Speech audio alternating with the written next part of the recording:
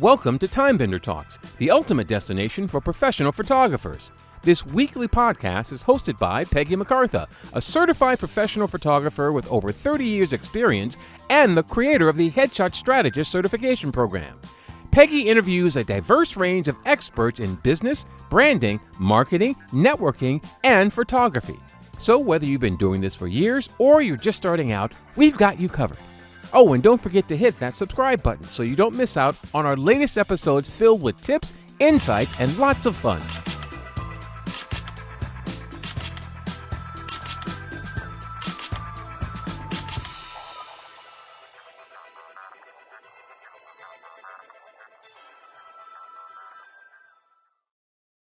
Yay! I am so excited to have my friend here with me today. Colleen, thank you for agreeing to come back and be on the podcast again. I am always excited to chat with you.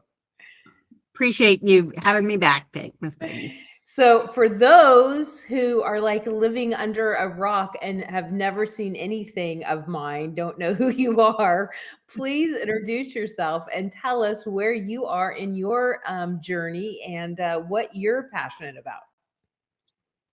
Well, hello, everyone. I'm Colleen Strube. I'm known as the follow-up fortune finder. I help people all around the world find the right places to network, figure out what to say when they're there, and then most importantly is how do I build that relationship with those people I met to enhance not only my life, their life, and the lives of the people around the world. So why would you say it's important for people to actually not just connect, but follow up and really make those deep relationships?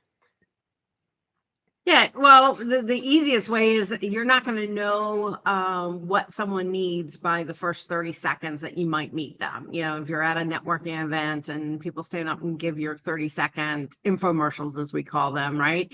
One, they're not going to know what you do because, yes, we can kind of tell us what we do in 30 seconds, but they don't get to know you in 30 seconds. And you don't get to know what problems that you could solve for them. So everyone is at a different place in their journey, right? So we need to find out where they are in the journey so we can give them the right solutions to the problems they're looking for. I think for me, when I do networking things, I don't think about like, can you be my next client?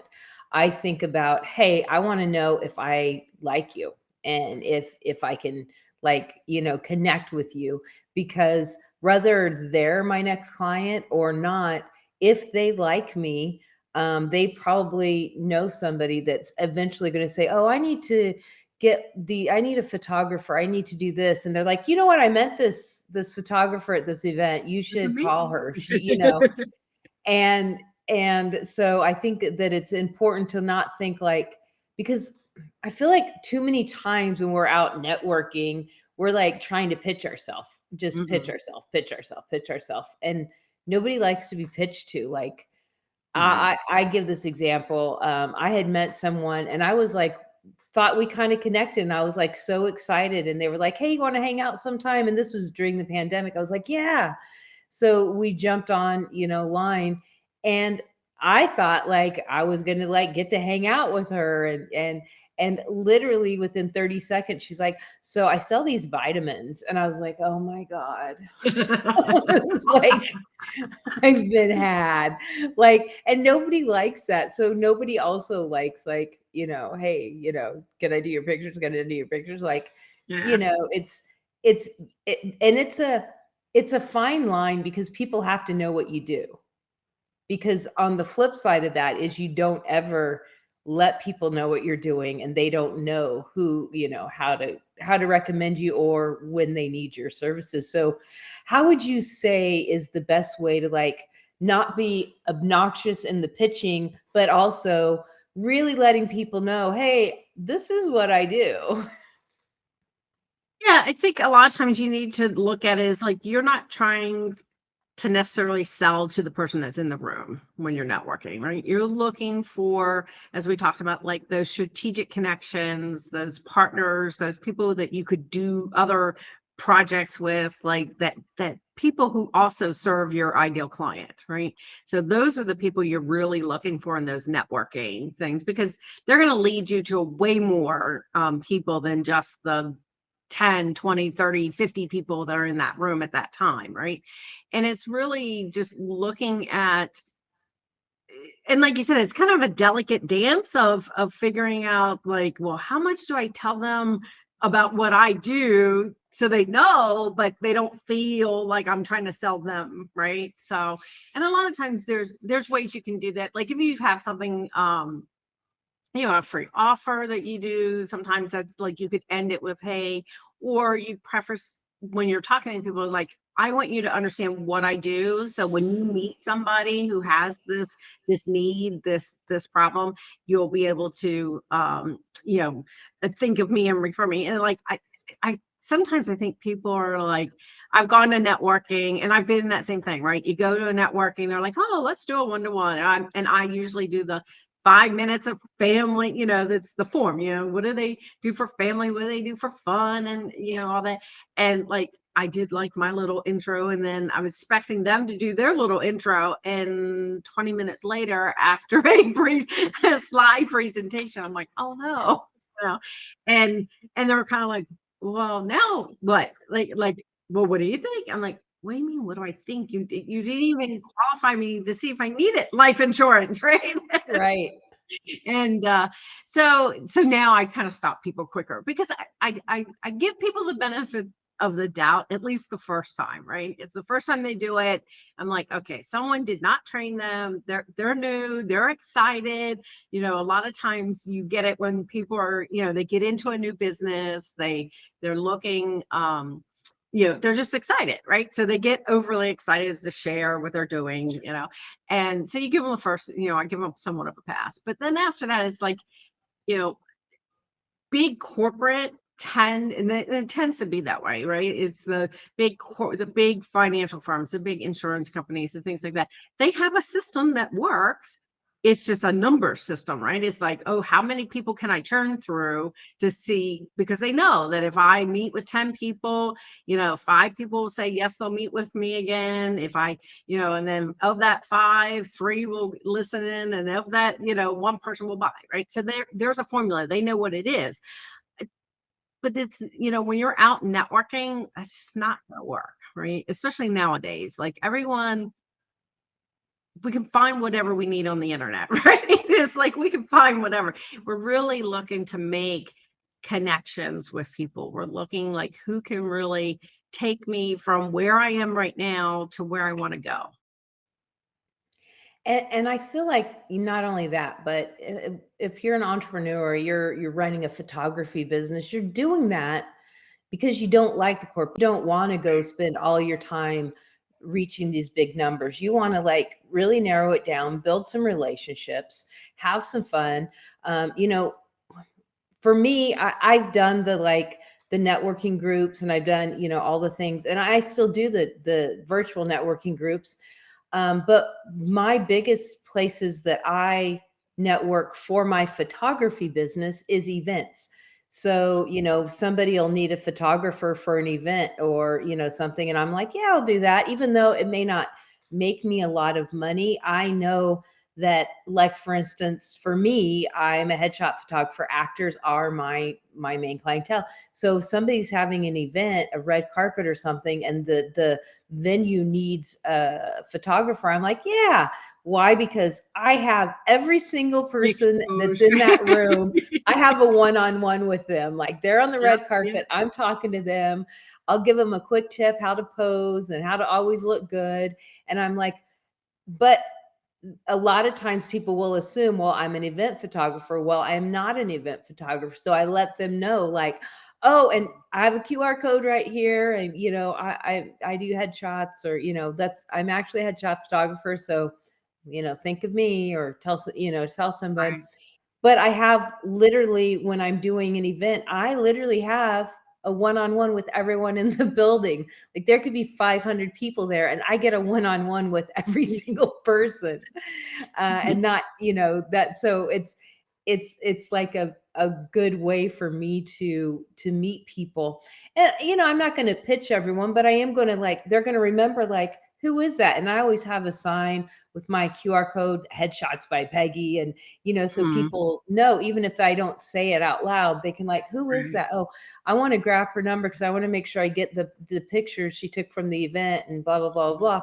So, be creative and really talking to people and really putting relationships first. I think. Yeah, and you can do that. I mean, if we're talking, photographer, I mean, any local networking group that you're going to go to, they're starved for people to come in and take photos for them, right? Because they want the social, the social proof. They want to be able to put it out on social media. And it's the same kind of thing. Is all you have to do is go in and say, oh, well, if they're having a networking meeting, oh, well, can I shoot your event for you? And maybe you do it as a loss leader initially, or you do it for free and say, hey, this is my value add. Can I get up in front? Because a lot of times if you donate your service, right, they're going to give you the opportunity to stand up in front of the room, promote what you do. They're going to give you thanks. They're going to put you on their website. So, I mean, that exposure is almost, priceless sometimes when you're looking at, especially bigger events and stuff, because you don't know who that next person who's in that room going, I have this big event coming up for this charity thing, and I could use a photographer, and that, then they're going to use them because they've seen what you've done. So I always, like, talk very negatively about, like, trade for print, it's called in the industry. Like, hey, I'm a model and I need pictures for my portfolio, and you're a photographer and you need pictures for your portfolio. So you shoot me and we can just both use these. And I'm like, no, like, they can pay you, you can, but it's different when it's like, hey, I'm going to be in a room of, 20, 30, 40 people, and I'm going to be on their website as their photographer. And it's different. That's a different value. Yeah, you have to look what the trade-off, right? It's like, yeah, if it's exactly. one, is that really good? But like you said, if it's something, but if it's like Chamber of Commerce, a networking groups, something like that, or even better, a community charity that you actually like and want to get involved in. Like, I'm always doing stuff for organizations, even if it's not like me going, it's like, hey, do you want me to capture this event so that you can put this up on your website to promote your next event next month, and have those pictures. And then it's value because you're out there meeting people, and it's not just like somebody trying to scam you out of a free session. Oh, well, we'll get them. We always do it for free. Yeah. You gotta what, there's a limit, right?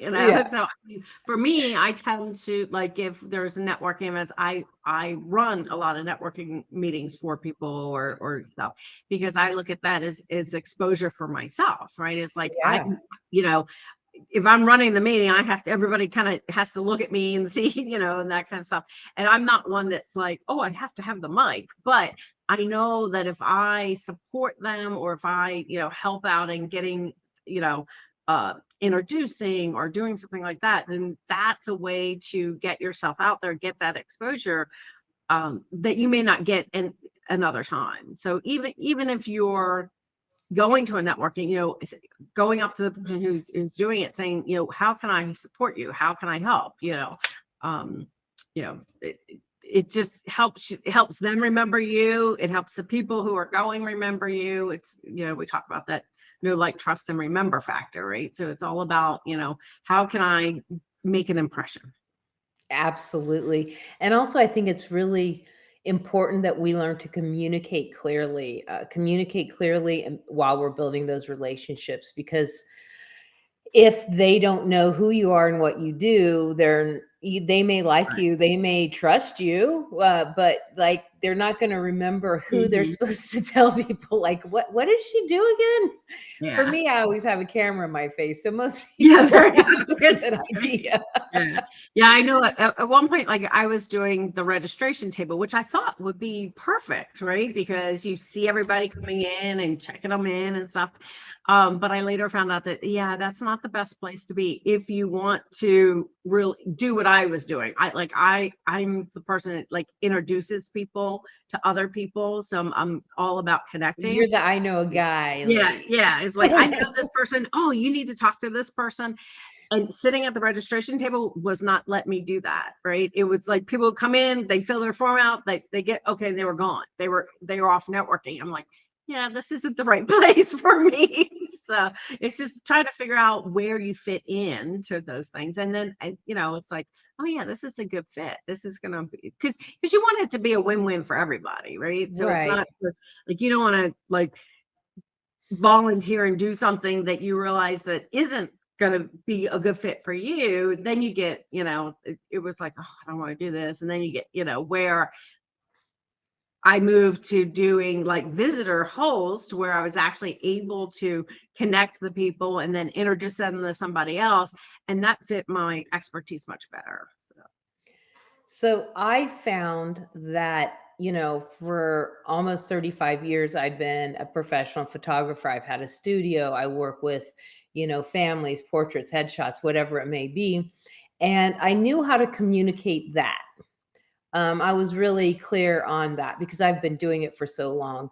But when I moved to this, when I added this in, I still have a studio going, but when I added this to it where I help photographers, I realized it was really hard for me to find the way to communicate what I did.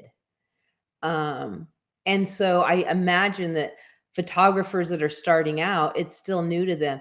And finding that voice, finding how to communicate what you do is, the 1 minute pitch, it seems like it should be super easy, but how can you concisely without saying, oh, and I do this and I can do that and I can do that. Like, oh, and you know what I can do? It's like, how can you like sum it all together and make a powerful introduction and, introduce yourself and start building those relationships? Do you have any tips for that?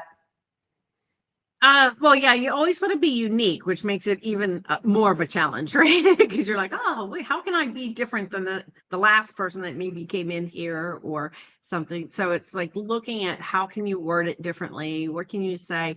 But also really thinking about like, what problem do you solve for that person, right? And versus, and sometimes people say, oh, I'll take realtors, right? Because that's an easy, like people are like, oh, well, I help people buy a house. Well, okay, but that's not, I mean, yes, if they need a house, that's the problem. But most of the time, there's more underlying to that, right? Like they want to beg your house because they need more room or they need less room or something. So when you're thinking about like explaining what you do, figure out like maybe you have a niche, and sometimes that's great to niche down to this is the area in which you're going to do. I know I've in my networking travels, I've met lots of different photographers, and some of them, focused on school sports, right? So they were the school's sport photographer. So like if you had a kid that was going for a scholarship, that's the person you wanted to call, because they knew, they got it down to a science. They knew what the people were looking for. They, it wasn't just your the mom taking the picture of the kid playing, right? It's like this photographer really understood what to capture, right? And to make it unique. So look at that, like look at your, like, what is that niche that you're looking at, and then really figure out like how can you explain what you do as a solution to a problem. Yes. How can that be a solution to a problem? I used to introduce myself in my portrait photography as when people say, what do? I'd say, I sell time travel. Yeah. Because Love it was that. like, what? Oh, I capture your most important memories and I allow you to travel back in time and visit them anytime you want. Mm-hmm. Oh. That kind of stuff sticks, right? That is Mhm. something someone's going to remember, right? Versus if someone just comes in and says, I'm a photographer, I take, headshots. So if you need a new headshot for your LinkedIn or whatever, Right. call me, right? They're going to be I like, make they I hear that all create the time. impactful first impressions.